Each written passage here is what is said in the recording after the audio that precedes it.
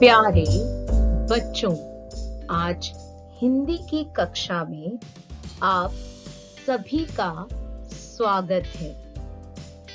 आज हिंदी व्याकरण के अंतर्गत हम क्रिया का अध्ययन करेंगे।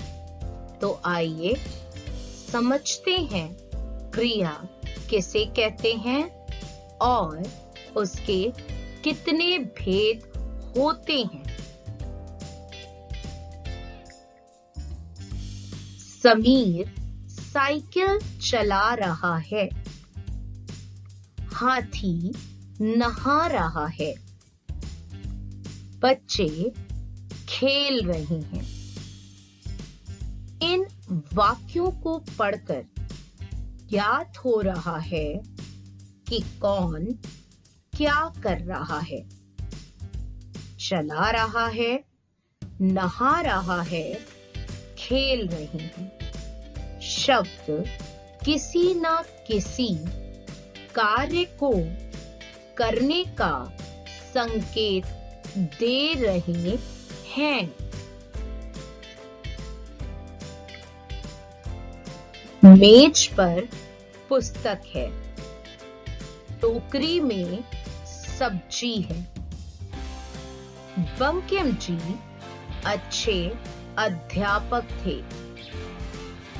इन वाक्यों में आप देख रहे हैं कि है तथा थे पर क्रिया के होने का संकेत दे रहे हैं।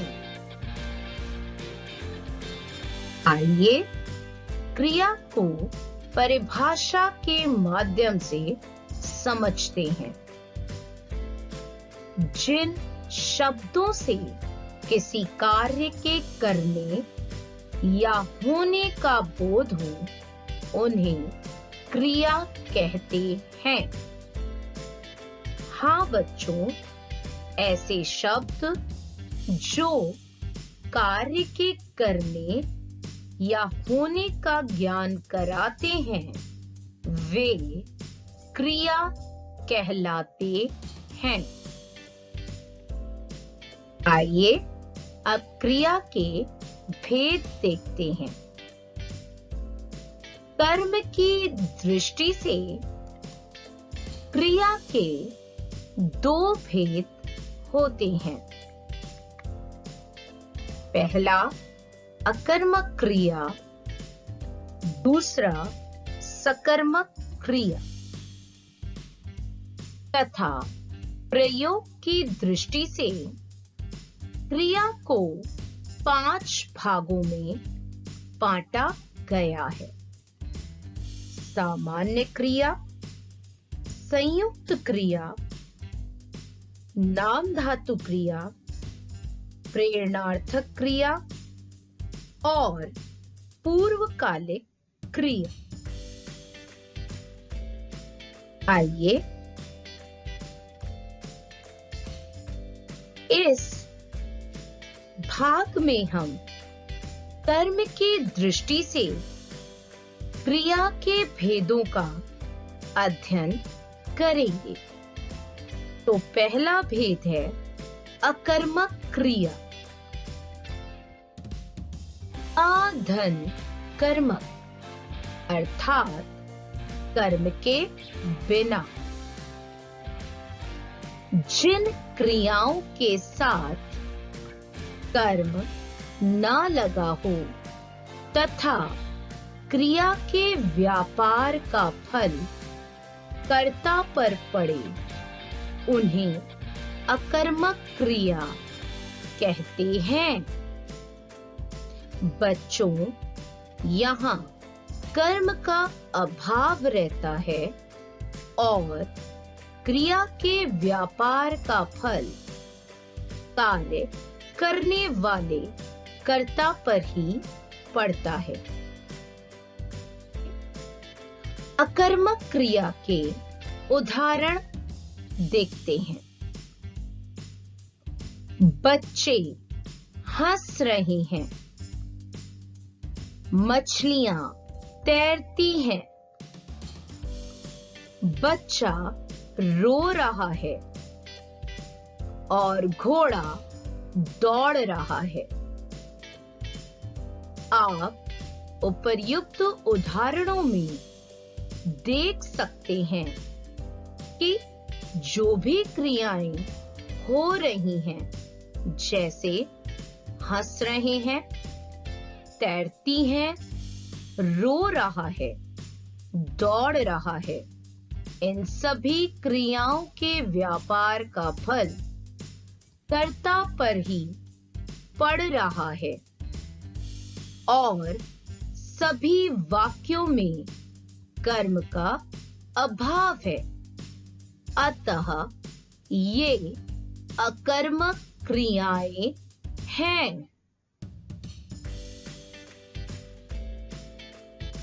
कर्म की दृष्टि से क्रिया का दूसरा भेद है सकर्मक क्रिया। सधन कर्म अर्थात कर्म के साथ। जिन क्रियाओं के साथ कर्म लगा हो तथा क्रिया के व्यापार का फल कर्ता पर ना पड़कर कर्म पर पड़ता हो, उन्हें सकर्मक क्रियाएं कहते हैं। बच्चों, यहाँ क्रिया के व्यापार का प्रभाव कार्य करने वाले कर्ता पर ना पड़कर कर्म पर पड़ रहा है। सकर्मक क्रिया के उदाहरणों को समझें। दिव्या रस्सी कूदती है। यशु सेब खाती है। मोहन पुस्तक पढ़ता है। मोहित टीवी देखता है। उपर्युक्त सभी वाक्यों में क्रिया के व्यापार का फल कर्म पर पड़ रहा है। कूदती है क्रिया का प्रभाव कर्ता पर नहीं बल्कि रस्सी पर पड़ रहा है, जो कि कर्म है। खाती है क्रिया का प्रभाव सेब, जो कि कर्म है, पर पड़ रहा है। पड़ता है क्रिया के व्यापार का फल मोहन पर नहीं बल्कि पुस्तक पर पड़ रहा है। देखता है क्रिया का प्रभाव भी दूरदर्शन पर पड़ रहा है। अतः ये सभी सकर्मक क्रियाएं हैं। क्रिया के साथ क्या लगाकर प्रश्न करने पर यदि उत्तर आ जाता है तो क्रिया सकर्मक है। आइए सकर्मक क्रिया की पहचान कैसे होती है, इसे समझते हैं। सकर्मक क्रिया की पहचान के लिए क्रिया के साथ क्या लगाकर प्रश्न करने पर यदि उत्तर आ जाता है तो वह सकर्मक क्रिया होगी। किंतु यदि उत्तर ना भी मिले और कर्म की अपेक्षा हो तो भी वह सकर्मक क्रिया ही होगी। जैसे लड़का खाता है। यहाँ खाने की क्रिया हो रही है। जब लड़का खाता है तो वह कुछ ना कुछ अवश्य खा रहा है। यद्यपि कर्म अप्रत्यक्ष है, किंतु खाने की क्रिया का प्रभाव उस अप्रत्यक्ष कर्म पर पड़ रहा है। इसी तरह माँ पकाती है। यहाँ माँ अवश्य कुछ ना कुछ पका रही है। अतः पकाने की क्रिया का प्रभाव उस अप्रत्यक्ष कर्म पर पड़ रहा है। लड़की लिखती है। लड़की क्या लिखती है? कुछ ना कुछ लिखती है, जैसे कि पत्र, मेल आदि। इस स्थिति में भी लिखने की क्रिया के व्यापार का फल उस पत्र या मेल या अन्य किसी में पड़ रहा है, जो कि कर्म है, अप्रत्यक्ष कर्म। तुलिका पढ़ रही है। तुलिका कुछ ना कुछ पढ़ रही है, जैसे कि पत्र, पत्रिका, पुस्तक, समाचार पत्र। किंतु वह कर्म यहाँ पर दिखाई नहीं दे रहा, अप्रत्यक्ष है। ऐसे में पड़ रही है क्रिया के व्यापार का फल उस अप्रत्यक्ष कर्म में पड़ने के कारण यह वाक्य भी सकर्मक क्रिया का उदाहरण होगा। ध्यान दीजिए, यहाँ सभी वाक्यों में यद्यपि कर्म दिख नहीं रहा, तथापि कर्म की अपेक्षा है, अर्थात क्रिया का प्रभाव अप्रत्यक्ष कर्म पर पड़ रहा है। इसलिए यह सकर्मक क्रिया। सकर्मक क्रिया के दो प्रकार हैं। पहला एक कर्मक क्रिया, दूसरा द्विकर्मक। तो आइए पहले भेद एक कर्मक क्रिया को समझते हैं। जिस क्रिया में एक ही कर्म हो, जैसे सुधा कार चलाती है, रमा चटनी पीसती है, वह गेंद फेंकता है। ऊपर लिखे सभी वाक्यों में एक ही कर्म है, अतः सभी एक कर्मक क्रिया के उदाहरण हैं। आइए अब सब कर्मक क्रिया के दूसरे भेद द्विकर्मक क्रिया को समझते हैं।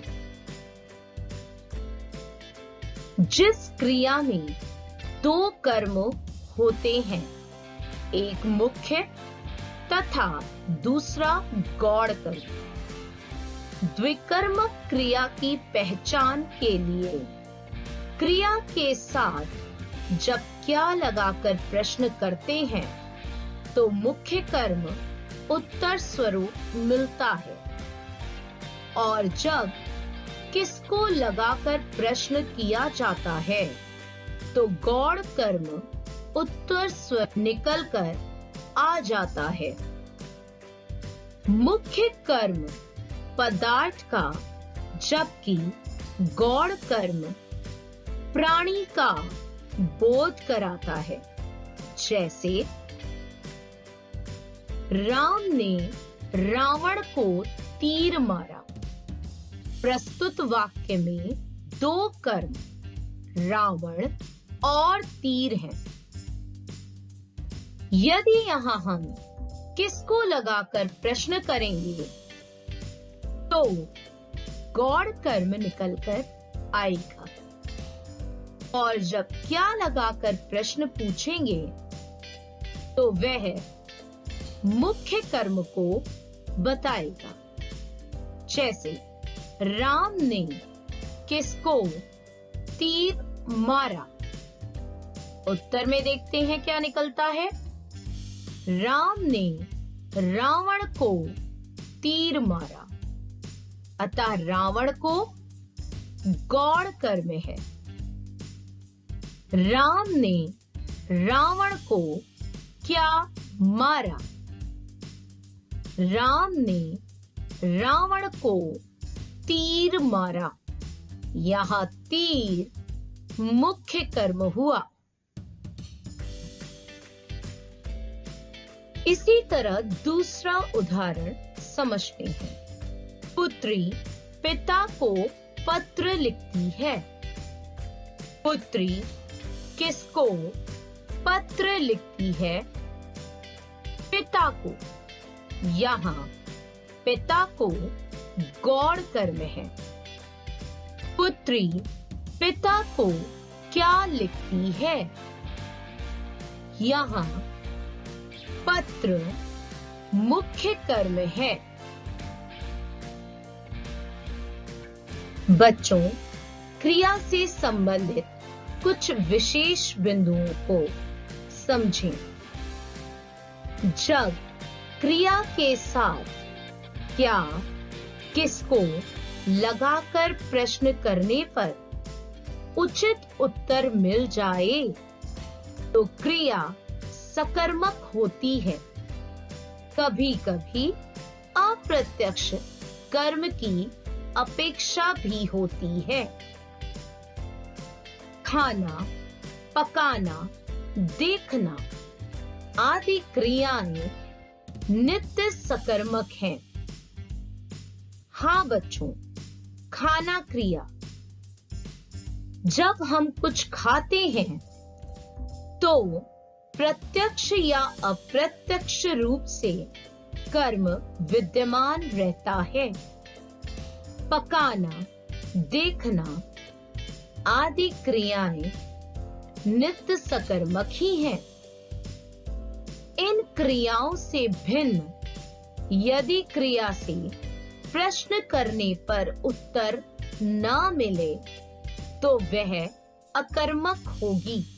जैसे मानव सोता है, वह उछलती है, प्रिया रोती है, सभी अकर्मक क्रियाएं हैं। क्योंकि यहाँ किसको या क्या लगाकर प्रश्न करने पर उत्तर की प्राप्ति नहीं हो रही। आइए समझते हैं। मानव क्या सोता है?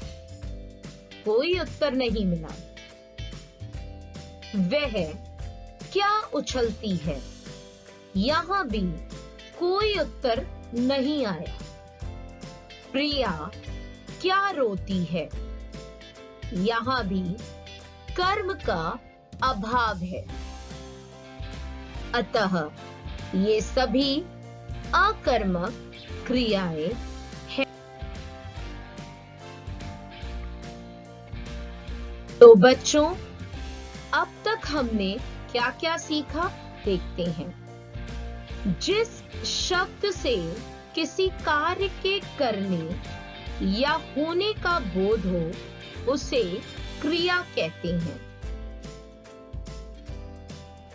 क्रिया के दो भेद हमने देखे, कर्म की दृष्टि से और प्रयोग की दृष्टि से। इस भाग में हमने कर्म की दृष्टि से क्रिया के दो भेदों का अध्ययन किया। पहला अकर्मक क्रिया, दूसरा सकर्मक क्रिया। और फिर सकर्मक क्रिया के दो भेदों को पढ़ा। पहला एक कर्मक क्रिया, दूसरा द्विकर्मक क्रिया। तो बच्चों, इस पाठ को पुनः दोहराएं और फिर इससे संबंधित अभ्यास कार्य को पूर्ण करने का आप निश्चित ही सफल होवेंगे। अभ्यास कार्य 1। निम्न वाक्यों में से अकर्मक क्रियाएं और सकर्मक क्रियाएं छांटिए। तो ये है आपका अभ्यास पत्र। आप इन वाक्यों को ध्यानपूर्वक पढ़ें, समझें और फिर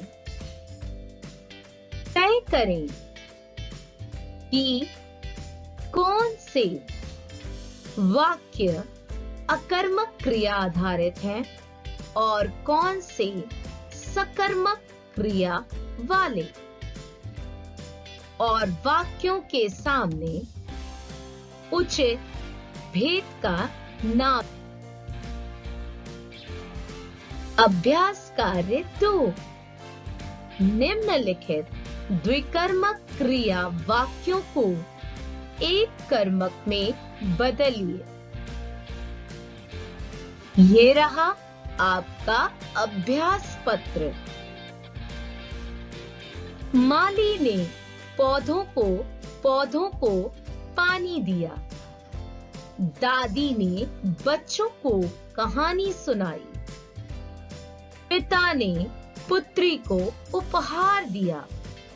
मैंने उसको पुस्तक दी। मित्र ने मुझे चित्र दिखाए। सोहन तुमको धोखा नहीं देगा। ये सभी वाक्य द्विकर्मक क्रिया वाले हैं। आपको इन्हें एक कर्मक क्रिया में बदलकर उसके सामने लिख देना है। आशा करती हूं आज का पाठ आप सभी ने अच्छे से समझा। कक्षा के लिए बहुत बहुत धन्यवाद।